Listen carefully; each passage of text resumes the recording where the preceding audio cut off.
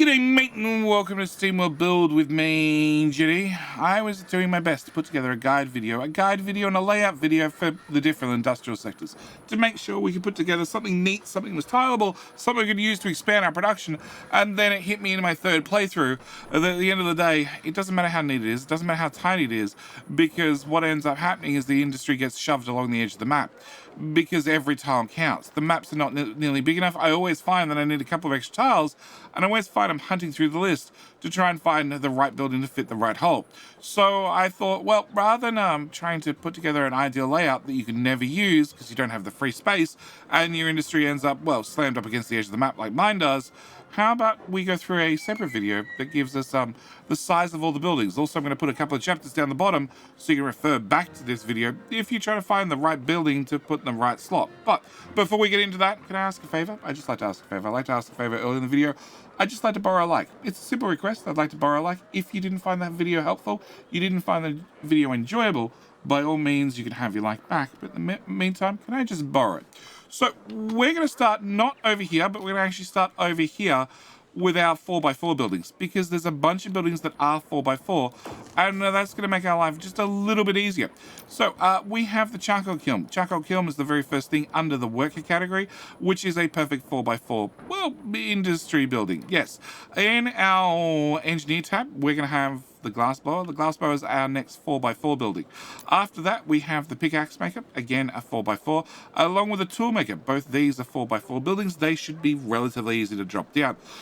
Beside that, we have the water purifier, again a 4x4. That is the end of, well, everything inside, actually, yes, everything inside of the engineer tier. After that, we go up to the aristocrats. Now, the aristocrats only have a couple of buildings. They have the hat maker. The hat maker is a 4x4 as well. Also, the fine dining restaurant over here at the back is also a 4x4. As for the scientists, well, now we're in the elite of the map. We only have the retrofit shop.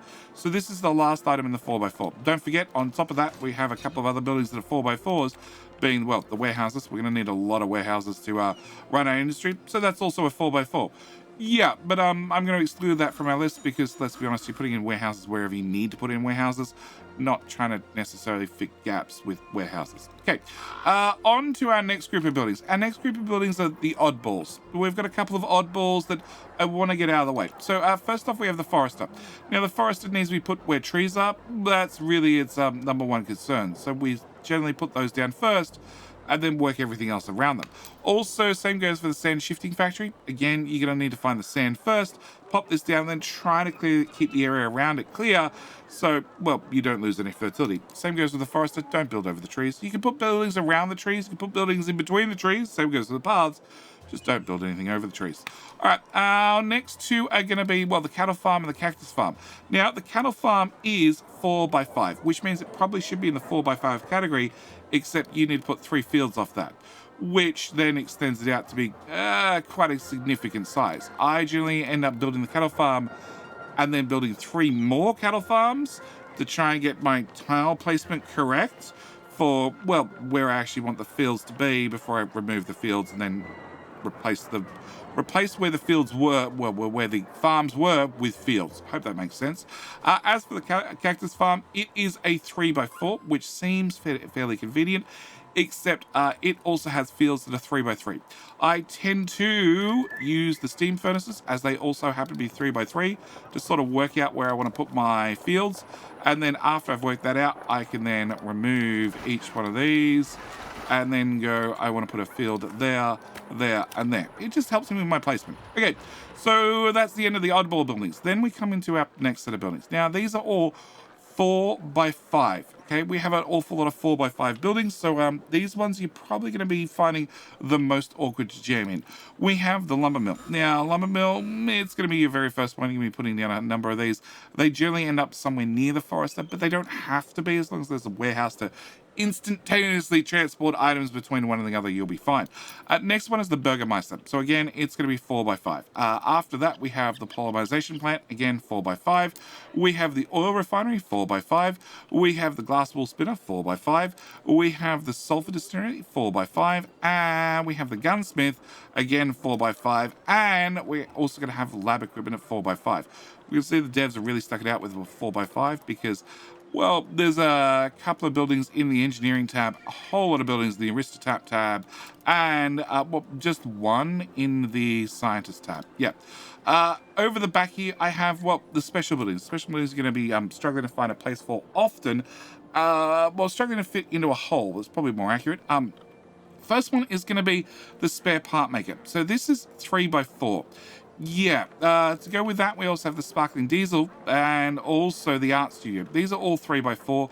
I tend to find that I generally want to put these beside a 5 building because it fits up nicely to give me a 4x8, which is generally 2 buildings. And that's sort of the grid size I'm building around. I'm generally building the roads 4 tiles apart and then trying to cram them with lots of buildings that are 4x4. On top of that, we have another couple. So this is the oil paint factory and the black powder maker. Are both 3 tiles at the front, but then rather than being 4 deep, they're actually 5 deep. So that's something to keep in mind. They're going to be just a little bit deeper. Let's put that in there. Yep, that way we can see the tiles. Yep, 3x5. So a little bit deeper, but again, this is what this video is here for. It's for you to sort of try and find the buildings you can shove into some of the gaps you're going to end up whilst you're building around the horrible mess that is the edge of the map. Okay, next list of important buildings. So we had our 4x5. Over here, I have the 4x6. So there's only a couple of buildings in this category, being the Moonshiner and the diesel plant. They're both 4x6. And then we get, well, 2 more buildings we're going to have to deal with, being the sheet metal factory and also the rocket fuel production. These are both 5x5. So these are square.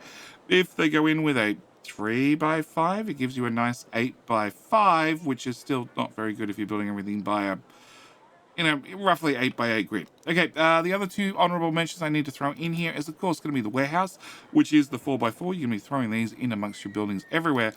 Also, the steam furnace. Remember the steam furnace? You're going to want to generally make sure everything has steam hooked up to it because, well, actually, if we just move that down to here, we get a 25% efficiency bonus, which generally means that the production time goes down, which makes everything happen a little bit faster. That means you need less machines overall. Well, less buildings overall. That's probably more accurate, rather machines. Yeah, the machines go in the buildings to run the buildings. So we want less machines. Yeah, it's fine. Technically also means we have less robots to run less buildings to run less machines. Yeah, okay. Steam furnace is 3x3. So that's going to be another special building you're going to have to square in somewhere. But this is going to be your group of buildings. Service buildings are on top of that. Those I'm not going to be talking about in this video. I will link you up in the top right-hand corner. Also down in the description, there's a couple of tutorial videos I've done on Steamworld Build. One of them covers how to build a town center for maximum money because, well, it's always nice to get a little bit of extra spare cash out of your wonderful robots. But yes, that is going to be the end of this little video. I hope this helps. Like I said, there will be chapters down the bottom. If you need to come back, you need to refer to this video. You need to find which building is going to fit in which hole, or where you can steal one from to slide into that hole to then hopefully free up some free space elsewhere to build a larger building. Yep, like I said, I do hope this video is very, very helpful, and I do hope that you've enjoyed this video. So, with that out of the way, I'm going to leave this video here. As I said, do hope you enjoyed this video. Thank you so much for watching, and I'll see you in, well, the very next video. All right, bye.